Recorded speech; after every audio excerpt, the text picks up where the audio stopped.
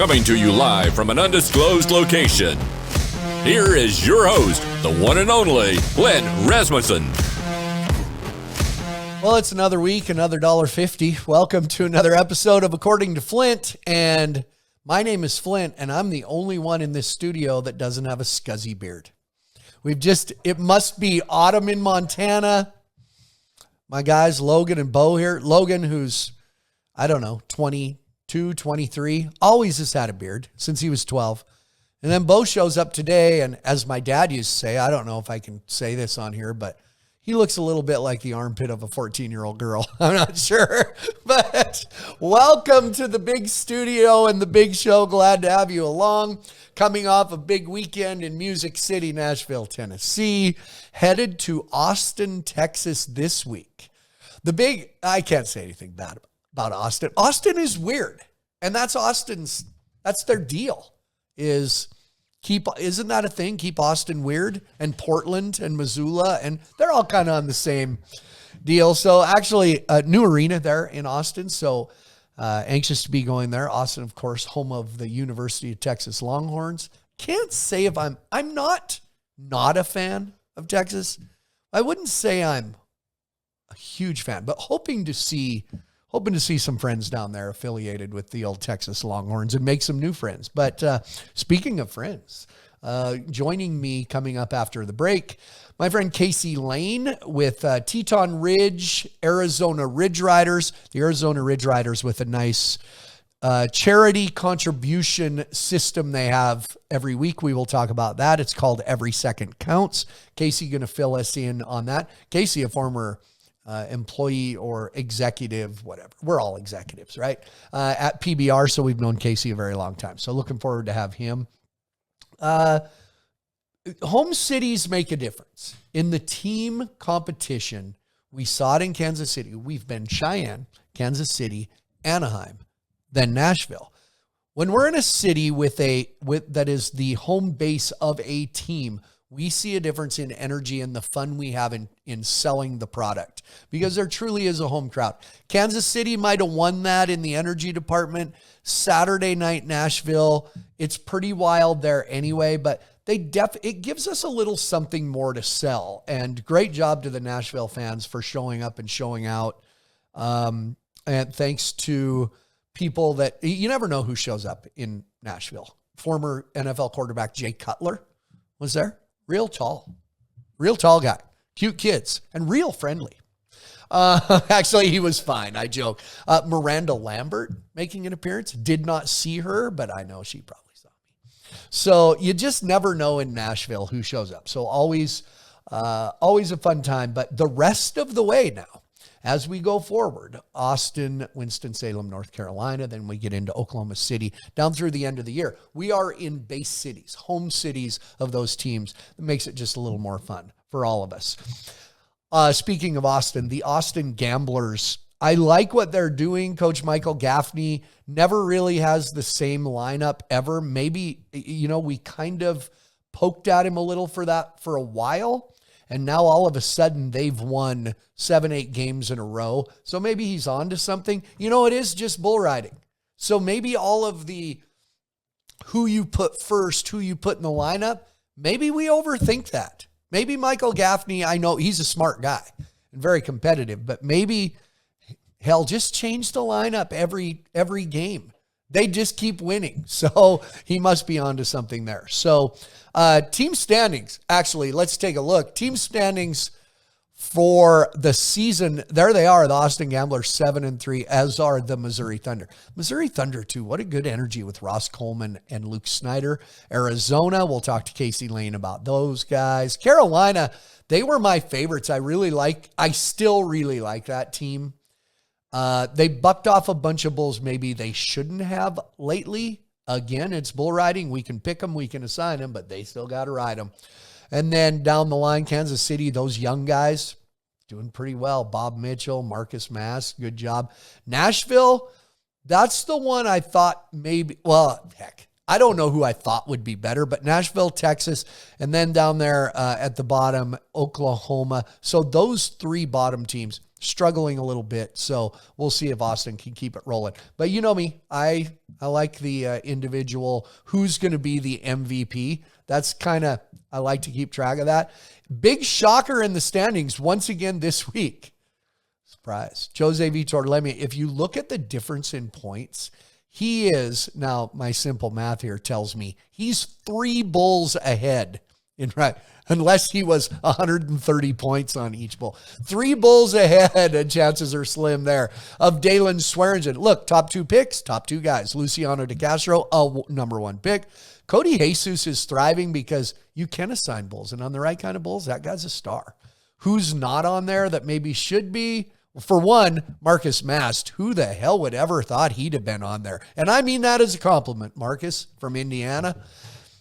Kaique Pacheco. Not on there. He is number 9, however, so interesting to me. Also, this week, this week for sure, the guy that new addition to the TV broadcast, Sage Kimsey. Interesting hire, and I like it. He's kind of the face of bull riding and pro rodeo. Some people are going to do this about that. Who cares? He's a great bull rider and has great knowledge, and I think he's just going to get better and better. Some of you out there on social media, a couple of you talk about the female voice and say, that girl on TV. That girl's been around quite a while. That would be Kate Harrison. And for people wanting to comment, there's been some snide little remarks. She's probably more cowboy than 95% of you commenting on social media. I know Kate. She's a team roper. She's a cowgirl. So doing a great job. Reason I bring that up, yes, I have been in and out of TV. Posted this, the joys of social media, for those of you on there, since I'm on a roll about it, the joys of social media. I posted this Saturday night. Wow. And basically it was saying, a hint that this is the uniform I would be wearing in the arena that night, because we've decided to once in a while put me back in the arena for some of the more high energy nights. Way to take it and run with it. Oh, I guess you're hanging it up. Oh, thanks for everything. Enjoy your retirement. That's the joys of social media. It's funny, but not funny. The reason I bring it up, I just want everyone to know, when it comes time for me to retire completely out of the arena, final decision, it won't be in a cryptic message on social media. I will tell everybody, just a little tidbit of information. So I'll be in the arena a little bit this weekend in Austin, Texas, just so everybody knows. Casey Lane going to join us, talk a little Arizona Ridge Riders. We will be right back after this from our pals at the smooth, refreshing Pendleton Whiskey. Growing up, you wanted those older cowboys that you admired to someday call you a cowboy. Nobody can tell you can't do that if you want to work at it hard enough. If money's super important, I'm doing the wrong thing, but I kind of got to pinch myself because I truly love what I do. It's amazing what you can accomplish if you don't care who gets the credit. Just make sure it gets taken care of. Welcome back to another week of According to Flint right here, and happy to welcome a longtime friend and frankly an old friend, and now, as of right now, the 3rd out of 4 people present with a scuzzy looking scrappy old beard. I'm telling you, it's our friend Casey Lane from the Arizona Ridge Riders, the general manager of the Arizona Ridge Riders, and some big title with Teton Ridge. Casey, I don't know if fall's coming. I don't know what's going on, but I got 2 guys in this studio that have terrible looking beards just like you. So congratulations.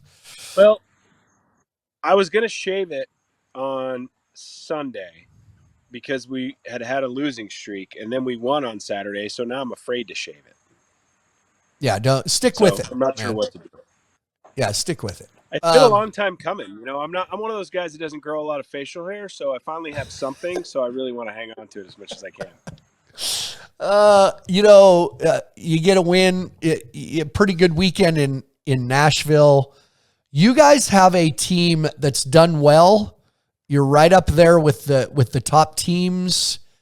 You guys evaluate your season so far. It's all new, so it's hard to compare to anything, but you guys got some good stuff going.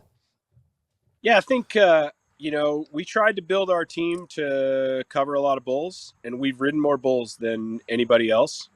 We've had a couple of, circumstances. I wish we could have used one of our rides on Sunday afternoon for our game against Austin on Saturday, and we'd have been the winners. But or on Friday, I guess. But that's not how it works.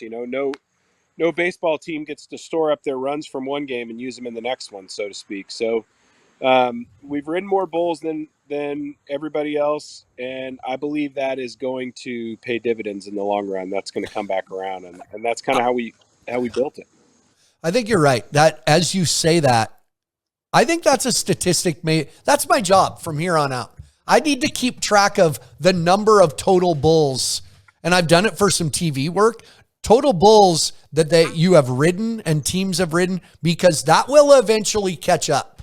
I think I need to spend more time on that. Thank you for the tip on that, because you can't, that's like an NFL team or a baseball team looking at their offensive production and it being so good. Eventually that's going to pay dividends, like you said. Yeah. And we know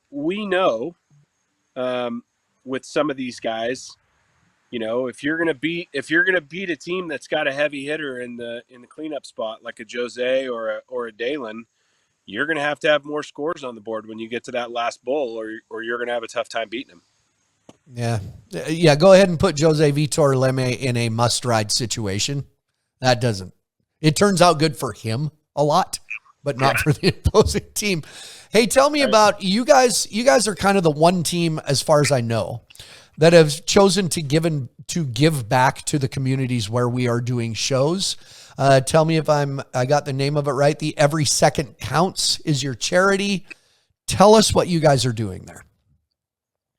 Yeah, so I think we took a little bit of a different approach. I know a lot of the teams are trying to give back within their own community, and we're doing that as well. But we've also decided to create this Every Second Counts campaign where we give back in every community where there's an event. So we pick a different charity in each event, and we donate $50 for every second that our team rides throughout the weekend to that charity. So far we've done a riding charity where they use horses in a multitude of ways, from autistic kids to PTSD veterans to bringing ponies into old folks' homes for people to pet, to a couple, and we've done a couple of veterans charities and then one boys ranch so far. So we're giving back in each community along the way. So far, do you know the total that you guys have contributed to charity so far? Do you have a round kind of number? I think post Austin, it's going to be about, not Austin, post Nashville. I don't have the Nashville numbers yet. It's going to be like around 12 or 13,000 that we've contributed so far.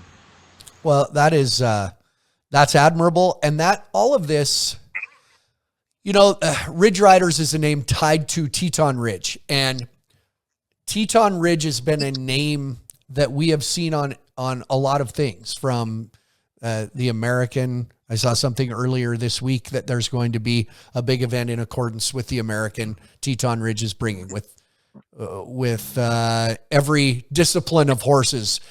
Teton Ridge affiliated with NFR. You are involved with them heavily, really doing a lot to bring recognition and opportunities in the Western sports world. Yeah, I think, you and I talked a little bit about this at the NFR last year in December, when this was all sort of brand new for me. And now we've been through almost a year that has included, the successful execution of the American after we purchased it. It's included the buying, building, and launching of the Ridge Riders franchise in PBR. As you just mentioned, we just announced another event that we will do in conjunction with the American, which is focused on the three major disciplines of Western performance horses. So rein cow horse, reining, and cutting. It's going to be a super cool event. More details to come in terms of the exact format and how it's going to be laid out.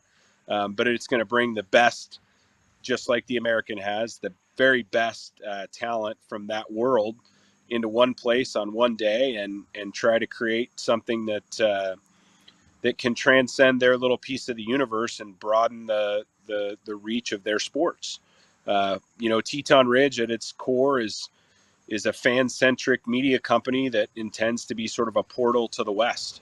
We're going to do that by owning events and creating amazing content that's going to bring people from the outside world to peek under the tent and see what it is that the Western lifestyle has to offer. And that's our goal, and everything we do sort of pushes to that end.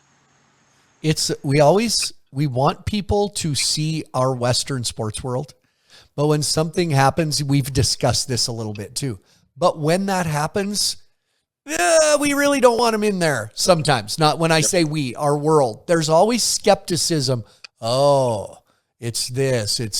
It's connected to this.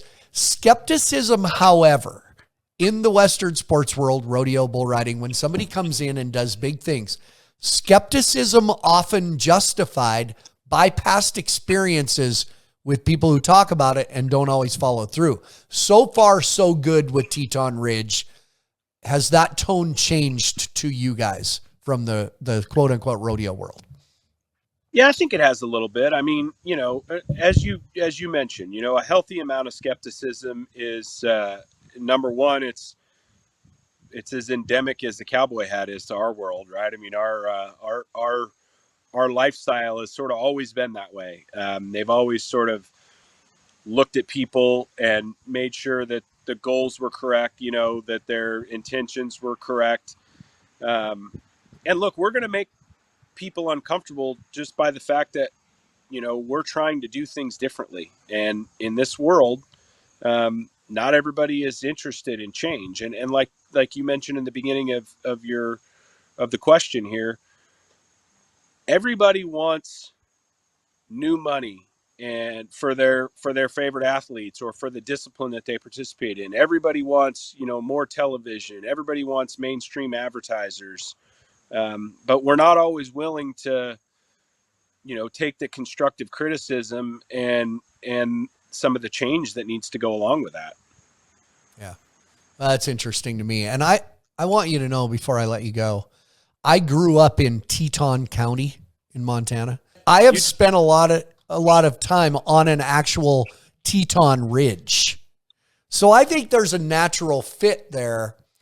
Something, a great personality, a true Teton Ridge real life guy. I'm just saying. I will see what I can do.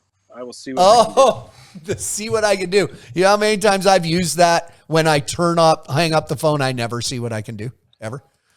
Like, I'll grow a beard, man. I will grow a beard. Why do you always got to make it awkward? You know what, Case? It's just what we do here.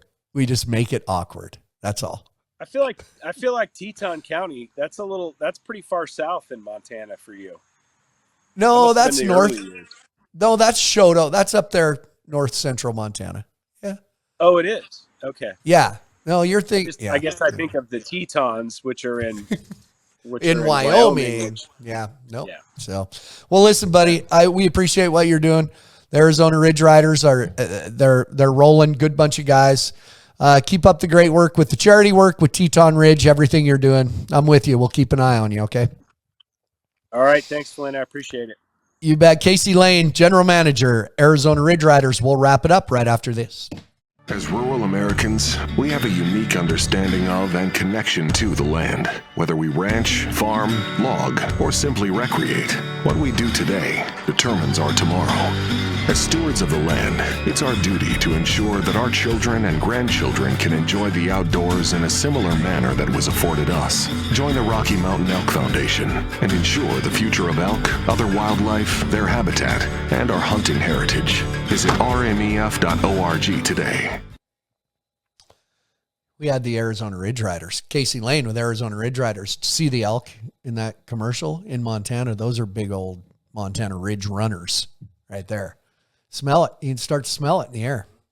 It's almost fall. Fall in Montana. Football season and hunting season coming our way. Anyway, thanks to our friends at Rocky Mountain Elk Foundation. Thanks to Casey Lane for joining us. Casey, as I said, used to be with the PBR and good friend, Cowboy. He's a connection to Cowboys. I know he spent summer or two in Montana team roping. He was a college rodeo team roper. He talked about the Arizona Ridge Riders, a statistic I think I'll start watching closer. They have a higher ridden more bulls than anybody, than any team. Luciano de Castro has already ridden 6 bulls. Allison de Souza has ridden 5. Both of those guys in the top 8.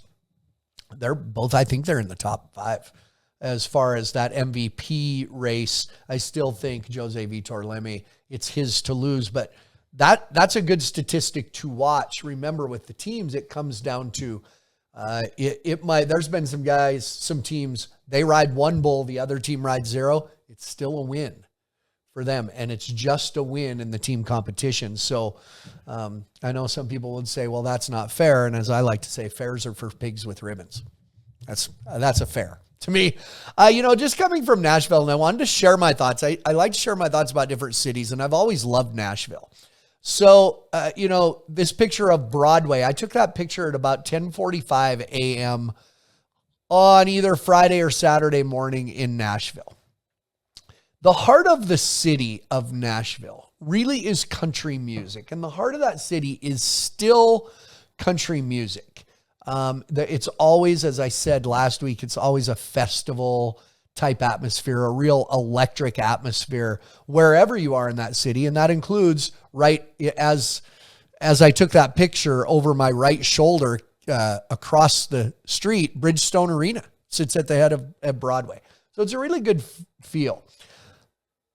And actually people have started to call it, because of the atmosphere there, Nash Vegas, which we joke about it being Nash Vegas. But to a lot of people, that's not looked on favorable, that nickname, because I can honestly say in the 10, 12 years or however long since I started going there and go there regularly, the tone of that city has changed. The bachelorette party situation, and I know as soon as I say that, people laugh. Oh yeah, it's almost made the city a caricature of itself. And I still love Nashville, but ask the locals. You cannot walk 50 yards without running into 12, 20-something giggly Yahoo and girls in matching t-shirts that say Ashley's Last Stand or whatever, and a sash, bride-to-be, or see them on a pedal bar or a party bus. And it's gotten to the point, I'm going to say, and I'm not trying to get off my lawn here, but it's a little annoying. And I don't know. I feel like a little bit like the soul of that city, it always had this deep history and still does. And you could always feel that walking around Broadway and ducking in the middle of the day in Tootsie's or the Stage or Rippy's across the street, catching some music, and it was a hearty kind of fun. Yeah, it got a little wild at night, but it was a different feel. So still love Nashville. It's just inundated by groups of people. It's become a different feel. And even at 10:45 on a Friday morning, pretty loud, pretty wild. Make no mistake though, I'll go back because I am technically a Nashville recording artist. I'll talk about that next week. Hey, thanks for joining us this week. Austin, Texas, we're headed your way. See you next time.